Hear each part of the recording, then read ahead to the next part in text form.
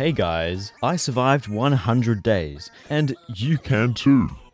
What if I told you that the day count in Don't Starve / Together was pretty much completely meaningless? 100? Pfft, try 10,000.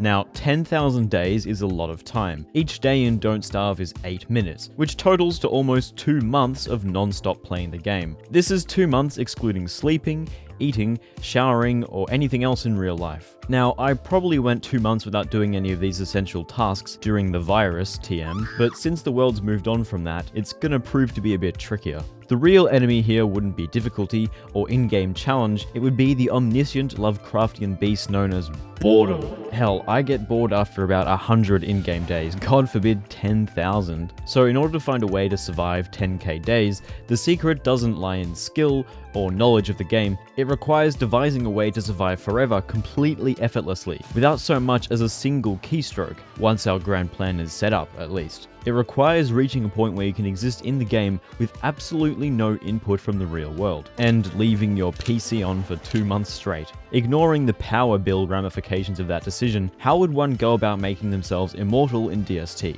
Of course, we're talking completely legitimately. No console commands, save file editing, mods, or anything like that. Just via mechanics, abilities, and characters present in the vanilla game. This would involve finding ways to circumvent hunger drain, temperature damage, attacks from the night monster Charlie, intermittent hound attacks, and more. All of them necessary obstacles to overcome in order to survive forever. Don't Starve Together is quickly becoming a large game.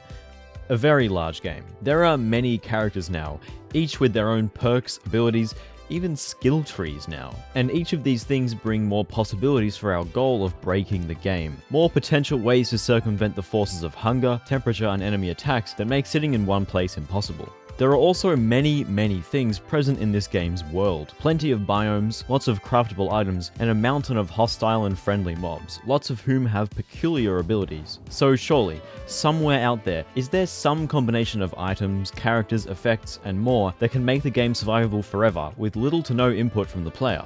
Well, the answer to that is, of course, no. Yes. Weber is a character who received a character refresh update a couple years ago. This update granted him many things, including the ability to transform spiders into other varieties via a series of craftable items. The update also included a new genetic spider strain, the nurse spider. These nasty pests heal all 8-legged animals in a radius every now and then, much to the annoyance of anyone just trying to kill a spider queen. Stop healing, please. Interestingly, Weber himself also counts as a spider for this purpose. Nurse spiders won't heal Webers for the full amount, but still, they'll refill 8 HP to his health meter instead of the usual 150. 8 health is certainly nothing to scoff at. That's 1 spider gland's worth of healing, or almost half a salve or simple healing foods restoration. Where things really start to get interesting is that there's no cap as to how many nurse spiders can heal Weber at any given time. What's more, the healing effect occurs in this huge radius, part of what makes dealing with nurse spiders such a pain in the ass in normal gameplay. But we can use this irritating feature of theirs to our advantage.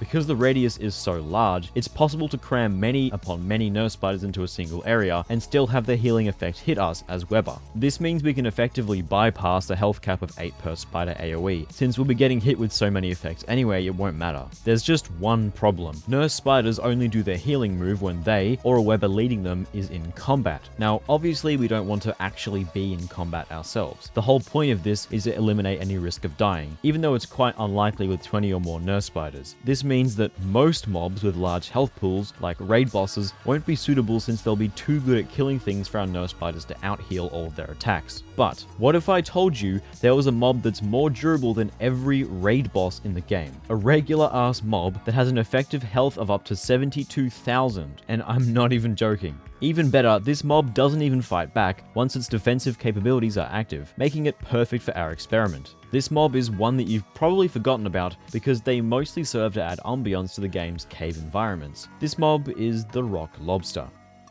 These bad boys are unreasonably durable. To begin with, they have a whopping 2200 to 3600 health, dependent on their stage of growth. This is a decent bit already, but combo that with the 95% damage reduction they get when hiding in their shell makes for a completely ludicrous health pool, and somehow it doesn't end there. While hiding, they also regenerate 10 health per second, something that genuinely makes them, for all intents and purposes, immortal. Assuming your character attacks twice a second, you'd need to deal at least 100 damage per hit to outdamage their regeneration while in defensive mode.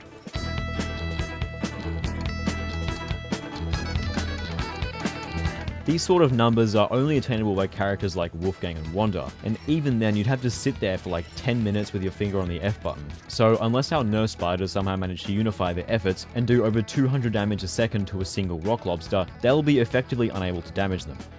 Hey, editor, how about you make a nice fancy motion graphic to explain all these complicated numbers and calculations and stuff?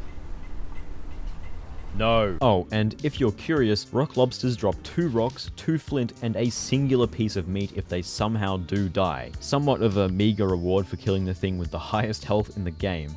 So all we have to do is gather a bunch of nurse spiders and get them to aggro onto a group of rock lobsters. They'll start an unceasing war, producing the handsome side effect of infinite health for any nearby webbers. That leaves us with enough regeneration to survive starvation, freezing, and even Charlie at nighttime. This only leaves periodic threats that seek out the player with the intention to kill them. A side benefit of being in the caves is that there are no bosses that attempt to engage the player season to season, like Deerclops, Bearjet, or Antlion's shockwaves. The only periodic threat is depth worms, the cave's version of hounds, extremely tanky aggressors that deal 75 damage every hit. You know, the same amount of damage that most bosses deal. On paper, these bad boys sound like a huge threat, and they are, if not for one cheeky little exploit. Void walking is a little cheat that allows you to walk on the void in between land in the caves. You used to be able to do it on the surface too. That was until a proper ocean was added to the game, meaning nowadays you just drown. But underground, nothing has changed, so you're free to walk around on nothing as often as you please. Getting there is as simple as building 2 fence gates next to the land border, opening them, standing between them, and then closing them. If you ever wish to return to land, the console command /rescue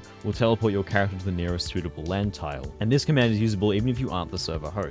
For whatever reason, depth worm attacks don't occur when the player is on the void. Presumably this is because the player isn't standing on any valid ground, although in reality it could be for a variety of reasons. Either way, this lets us easily avoid a very real threat to our brilliant system. As far as my testing could tell, this trick also works against Antlion boulders due to the player not being on a valid drop location for the rocks. So the void walking method kills 2 birds with 1 stone, taking care of the single biggest threats to our little setup.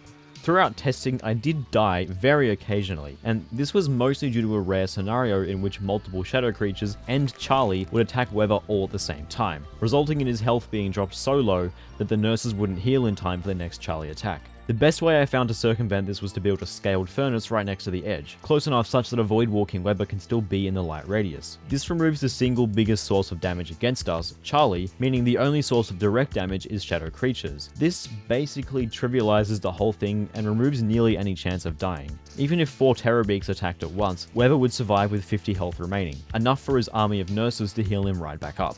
Since Antlion can't drop boulders on void walking players, there's no risk whatsoever of the furnace getting destroyed. A Celestial Crown also works, but is notably harder to obtain, requiring the defeat of Celestial Champion instead of just Dragonfly. The crown has the side benefit of keeping your sanity topped off by itself, which nullifies the threat of both Charlie and the shadow creatures. So how many nurse spiders do you actually need? The amount of spiders that one rock lobster can survive isn't really clear, since nurse spiders don't attack at a consistent rate. They mix in their healing move alongside melee attacks. This means that each nurse attacks roughly about once every 4 seconds. From this we can calculate that Rocky can survive very approximately 60 nurse spiders at once. Again, this isn't a clear value, and in reality the actual number is probably much higher, since not all 60 nurses will be able to attack the lobster at once. But to play it safe, let's just go with 60. This should be enough to heal us through all possible situations. So while I was writing this video, it came to light there's an alternative method for surviving forever. It requires far fewer nurse spiders, only needing 4, and instead of using rock lobsters and void walking in the caves, relies on an impenetrable statue wall and a leaf canopy for wildfire resistance. A lower amount of nurse spiders does mean that face tanking insanity is a bit shakier, compared with the ridiculous number of spiders that the caves method can harbour. But this strategy is still a perfectly valid way to live forever with no risk whatsoever. No matter what method you use, the takeaway here is that nurse spiders are insane. Every other character has to work to restore any amount of HP, but nurses give Weber an infinite, end-free source of healing. It's important not to forget they can heal NPC spiders too, including themselves, for a humongous 150, permitting them to sustain whatever other spiders Weber coerces into tagging along. Basically, if you're not using them when playing Weber, you're kissing immortality goodbye. In an average playthrough, you're probably not going to use any of the methods in this video. They're impractical, a giant pain to set up, and most of all, extremely boring. I guess if the idea of seeing that day count perpetually tick up gives you a little rush, it might be worth it, but the rest of us aren't too keen for the power bill that'd come with leaving your PC on 24/7. But the mere fact that you can, in concept, survive literally forever with 0 key inputs in, a survival game, says a lot about how the design philosophies behind new additions to Don't Starve are changing. The game isn't about surviving anymore, it's about killing bosses, doing events, and building bases. Still, even with this new balancing mindset fresh in our brains, nurse spiders are ridiculous. They literally dispense infinite health for you. What other reasoning do you need? That and fighting them sucks. Anyway, thanks for watching this video. If you enjoyed it, I'd suggest watching this video I made last month about the Risk of Rain remake that dropped a little while ago. This video is unfortunately my worst performing upload of the last couple years, so if you wanted to give it a watch, I'd appreciate that. Anyway, thanks for watching, and bye bye.